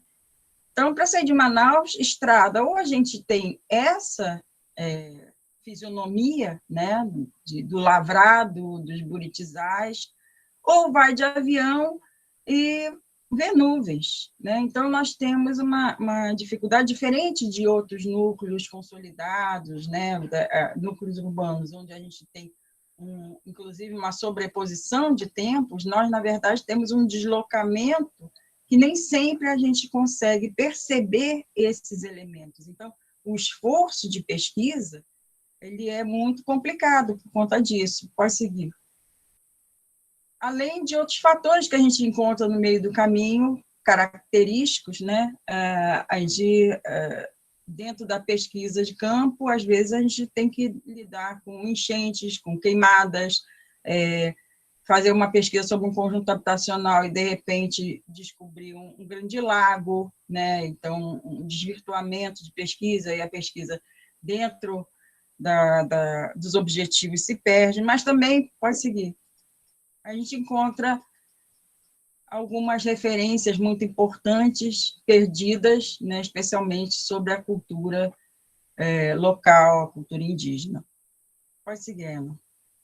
Sobre Boa Vista, muitas vezes é possível encontrar informação não sistematizada, fotos postadas no Facebook, a gente começa a correr atrás desse tipo de informação. Em Roraima, nós não temos um arquivo público, então a importância da gente construir essa historiografia, né, essa pesquisa em Roraima é fundamental, não por qualquer vontade individual, mas por uma urgência. Não existe informação e as informações estão sendo perdidas, além de boa parte dos acervos estarem dispersos. Então, por exemplo, nós temos essas duas fotos do mesmo espaço, que é o Centro Cívico de Boa Vista, do plano urbanístico projetado pelo Darcy Alesterenson na década de 40, e a gente não consegue entender qual o sentido dessas duas imagens e como elas se relacionam, né? E não existe uma construção historiográfica, muitas vezes existem relatos de memorialistas, mas não existe uma construção, inclusive, né, nessa luta de disputas, né, de discursos históricos dentro da própria cidade. Pode seguir, Ana. Ao contrário, por exemplo, de nós termos o Núcleo de Pesquisa e Documentação da UFRJ, o NPD, o acervo de Severiano Mariporto super organizado, e a gente tentar localizar dentro desse acervo do NPD algumas referências que a gente não encontra. Às vezes encontra, às vezes não encontra.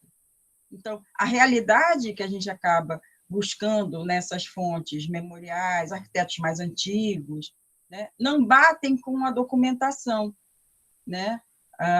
E a documentação sistematizada onde está? No Rio de Janeiro, né? A documentação mais organizada. Agora nós temos um grande acervo, né, a ser sistematizado, organizado, que é do Núcleo Arquitetura Moderna da Amazônia, que é o NAMA no Amazonas. Então, nós precisamos fazer esse esforço para tentar esclarecer esses elementos, especialmente em relação à produção de Severiano Mariporto.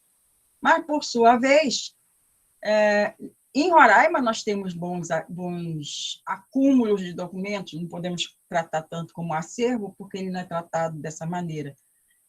como, por exemplo, da Prelazia, né, ou da Secretaria de Infraestrutura, mas sem a menor condição. A gente, nessa segunda foto, né, estamos nas duas fotos, eu e a professora Paulina, sempre juntas, com alguns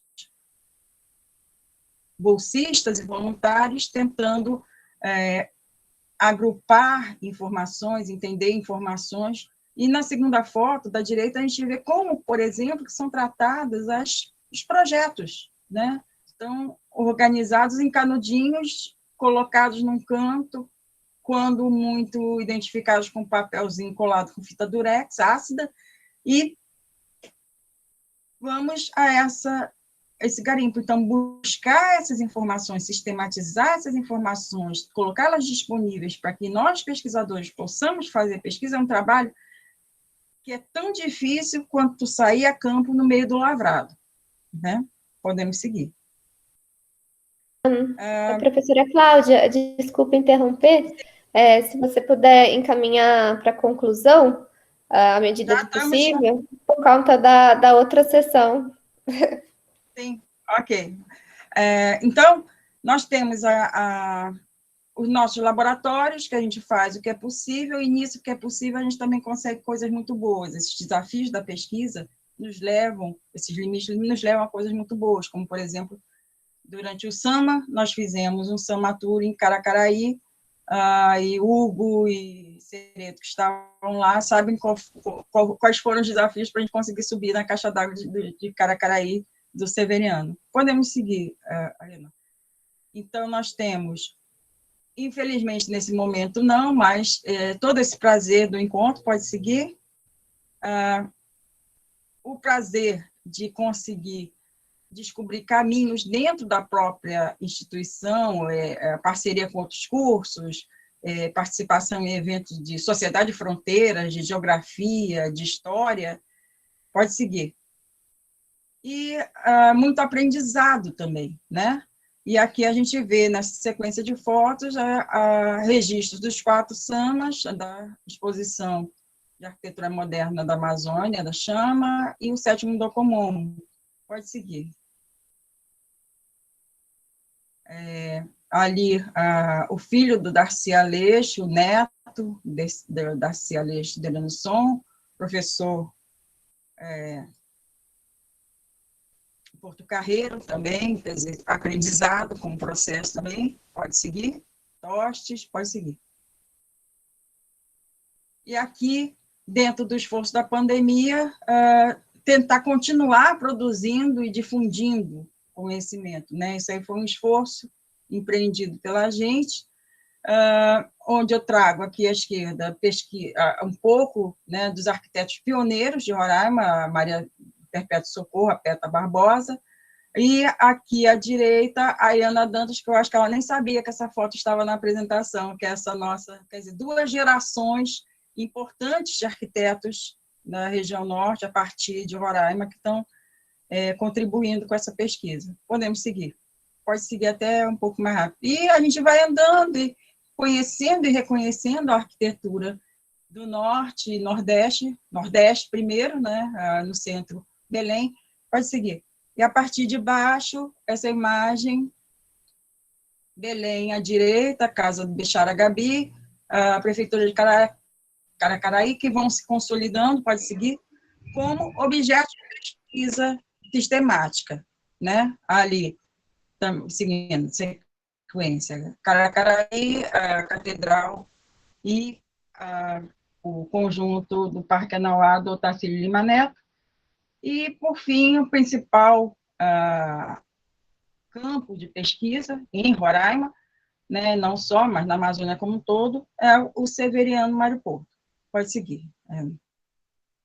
Então, essa apresentação, ela é uma homenagem, né, a várias pessoas que não estão aqui presentes nem fisicamente, nem virtualmente, né, mas que são fundamentais para a pesquisa sobre a região norte, e algumas perdas também muito importantes nesse processo de produção, né, e de resgate da cultura brasileira. Obrigada. Obrigada, Mariana.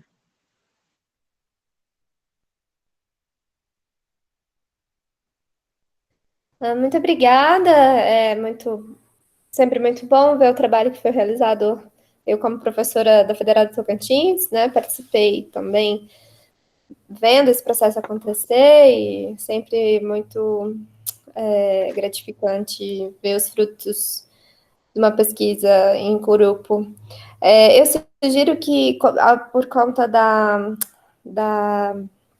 hora, para não atrasar as apresentações da sequência, de nós entrarmos na sala, né, na próxima sala, e concluirmos o debate no final das 6 apresentações, também porque o professor Nivaldo teve que se ausentar por alguns instantes, por conta de uma reunião, então eu acho que nós 6 podemos conduzir um debate também mais rico, e sem prejudicar o andamento da programação. Eu coloquei o link aqui ao lado, vou recolocar no chat. Então, eu vou encerrar agora a gravação desse primeiro horário da sessão de historiografia, e seguimos agora na sequência na sala seguinte. Muito obrigada, professores, público. Encontro vocês daqui a pouco.